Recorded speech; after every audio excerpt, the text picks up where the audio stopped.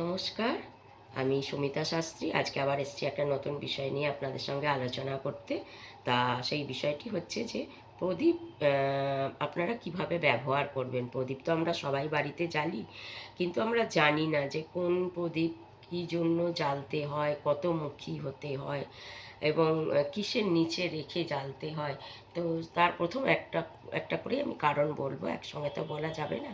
প্রথম হচ্ছে, আপনারা যদি দেখেন আপনার শত্রু বেড়ে যাচ্ছে, হ্যাঁ, মানে আপনার ঘরে শত্রু, বাইরে শত্রু, গুপ্ত শত্রু, এরকম শত্রু বেড়ে যাচ্ছে যারা আপনার ভেতরে ভেতরে ক্ষতি করছে বা ডাইরেক্ট আপনাকে চার্জ করছে বা ডাইরেক্ট ভয় দেখাচ্ছে, এরকম শত্রুতা যদি বেড়ে যায়, তাহলে আপনারা বাড়িতে প্রতিদিন সর্ষের তেলের প্রদীপ জ্বালবেন। কখনো তখন ঘিয়ের প্রদীপ আপনারা জ্বালবেন না।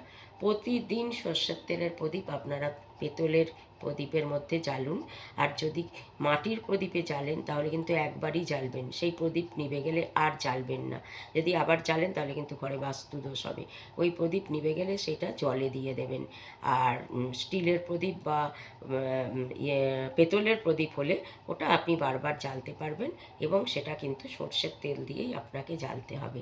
এটা আপনারা করুন, দেখুন আস্তে আস্তে করে আপনার শত্রু কমে যাবে এবং আপনি সমস্ত বিপদ থেকে মুক্ত হতে পারবেন। তো ভালো থাকুন, সুস্থ থাকুন।